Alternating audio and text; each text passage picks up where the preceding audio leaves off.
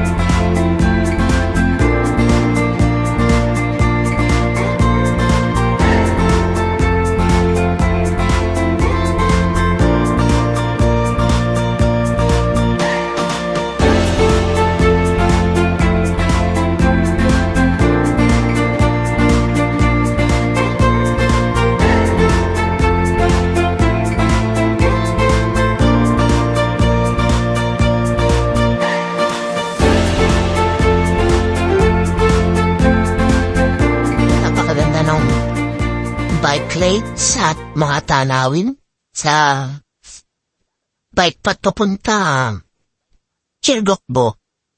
Yun, dito kami sa approaching kami na 100 meters. Yun, dito sa bike stop na Chirgokbo. Bike stop. Ayun, nakita niyo naman na bike lanes. Napakaganda. Siya nasa na yung kasama ko, yun. Nalaspag lang ang kanyang bintin. Medyo mabagal siya. Nasa na ba siya? Yun. Naiiwan siya. Na first time. Malang practice. Nabudol. Ito, Kilgokbo. Injong Santab. Bale dito, nilagyan ng stop yung bike passport. Meron na Korea na program na ganito. Pabuhan ng buong South Korea ay may bike lanes with bike stop. So para mainggan yung mga bikers, libutin ng buong Korea sa pamamagitan ng bike. Kaya kasama ko, binubunot na po ang kanya bike passport. At ang kanya ay wala pang tatak sa bike stop na to. Yung bali yun, may libreng nandyan. Stamp, yung yan lang siya, walang kumukuha, diba? Stamp lang. Ano yung type passport mo? Don Maximo? Yun, no? Ipicture up pa talaga, para may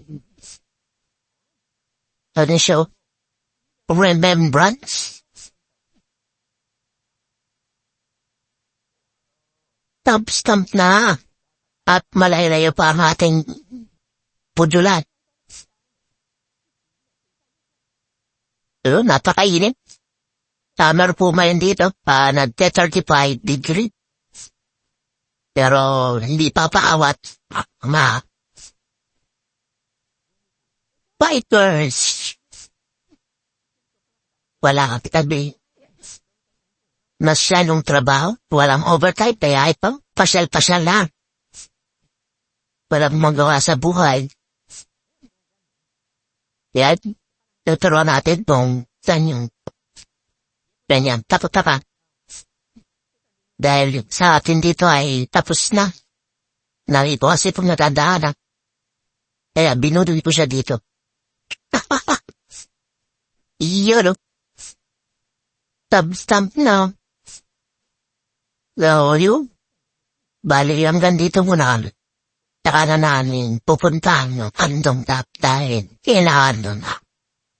Matindi-tinding practice. Dahil na ay almost 178 kilometer galing dito sa Kilgokbo. Na hindi siya kaya na pag-apot kailangan mag-overnight. Pagdating doon, sa uuwi kinabukasan. Yun, dinoble niya pa talaga para hindi makawala.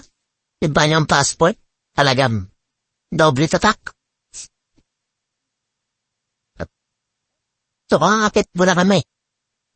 Ito pala ang sample ng bike passport. Yun, may tatak na yun sa akin. Ito yung buong map na bike lanes ng South Korea yan. Merong mga 70 kilometer lang. Ay, may 100. At ito yung pinakamahaba, yung itiro namin, 389 kilometer. Ito yung Handong Dam to Handong Dam. Busan hanggang ano siya, Gubig. Busan to Gubig, ito, Jeju, 234. So yun, approaching kami dito sa may, para historical site lang. Tumawid kami sa tulay, galing doon sa bike stop na yun. So, yun. Sige, padyak-padyak lang. Ito, nakit na namin para hindi na akyatin pa ng iba. Ito yung parang ubo sa taas ng bundok na to. At yun, ganda ng binyag. Yun, galit na mo rin sa baba. Ito nga, makakita man lang namin ang magandang view na to. So yun, Ang ganda ng mga parts nila rito. So, against the light. Yan, sulit na sulit ang ang panilang pag-bayad ng tax kasi ginagamit talaga ng mabuti. So, yun. Yung gustong tumambay sa park, anytime, pwedeng-pwede. Para dito, overlooking view, pakalinis ng ilog, at yung tulay na bullet train, kitang-kita rito. Yung tulay ng bullet train niya. Tapos ito yung mga tourist spot sa lugar na to. Yun, may 6 na tourist spot siya. Dito yung ganda. Ang 5. Observatory. Yun, nandun siya sa pinakataas. So, next target natin yan. Nandito kami sa Wahosan, Songbongon. Sabihin, Kumonin, 6 na tourist spot siya ang destination. Pwedeng puntaan anytime. Lokate na rin to sa taas. Medyo against the light siya. Kaya, ingat-ingat lang. Kaya dan choosing. So, ito.